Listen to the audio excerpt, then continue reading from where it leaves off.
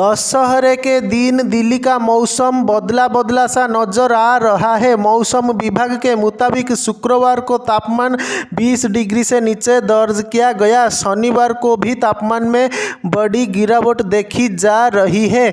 इससे ऐसा अनुमान लगाया जा रहा है कि आने वाले दिनों में ठंड बढ़ सकता है। हालांकि 13 से 17 अक्टूबर के बीच तापमान थोड़ा स्थिर रह सकता है।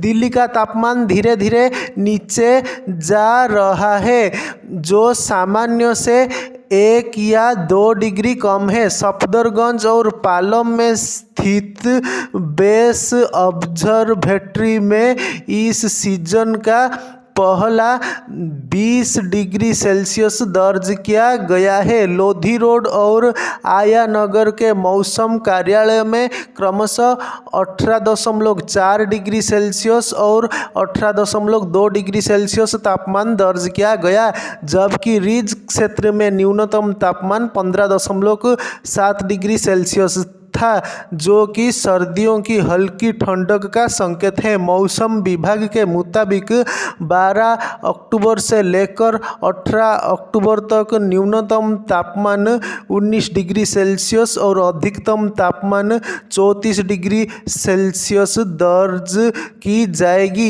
इन दिनों ज़्यादातर आसमान साफ रहेगा और कभी कभी बादल छाए रहेंगे। सुबह और रात के समय ठंड और दिन में गर्मी रहेगी। अगले 7 से 10 दिनों तक दिल्ली में मौसम शुष्क रहेगा।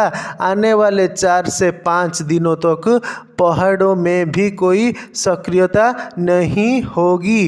पहाड़ों की तौलानों से आने वाली उत्तर पश्चिमी हवाएं अगले कुछ दिनों में पारा 1 से 2 डिग्री तक कम कर सकती हैं। शाम, रात और सुबह के समय हल्की ठंड के साथ हल्की हवा भी महसूस होगी। दिन के दौरान कोई उमस नहीं होगी और दोपहर के समय हल्की गर्मी का एहसास हो सकता है। अगले कुछ दिनों तक दिल्ली का दिन का तापमान 33 से 34 डिग्री सेल्सियस और सुबह का न्यूनतम तापमान 19 से 20 डिग्री सेल्सियस के बीच रहने की संभावना है। अगले हफ्ते के मध्य तक सुबह के तापमान में थोड़ी बढ़ोतरी देखी जा सकती है। बंगाल की खाड़ी से एक पोस्ट मानसून सिस्टम दक्षिण भारत से लेकर कोंकण तट तक पहुंचेगा, जो दिल्ली और आसपास के क्षेत्रों में हवा की दिशा बदल देगा। 17 से 20 अक्टूबर के बीच ठंडी उत्तर पश्चिमी हवाओं का असर कुछ समय के लिए रुक सकता है, जिससे नमी का स्तर बढ़ सकता है और दोपहर गर्म और थोड़ी उमस भरी हो सकती है। हालांकि अक्टूबर में दिल्ली में बारिश की संभावना नहीं है।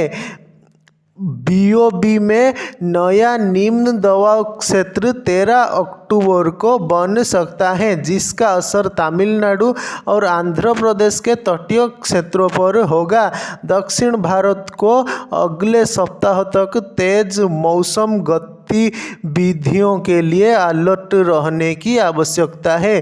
अरब सागर में बने दबाव क्षेत्र के चलते कोंकण गोवा तट पर बारिश का दौर जारी है। मुंबई सहित तटीय क्षेत्रों में अगले 24 घंटों में मध्यम वर्षा हो सकती है। यह पोस्ट मानसून की पहली मौसम प्रणाली है। इस समय भारत के दोनों ओर के समुद्र सक्रिय हो चुके हैं। बंगाल की खाड़ी में गहरा निम्न दबाव का क्षेत्र बन गया है, जो जल्दी ही डिप्रेशन बन जाएगा।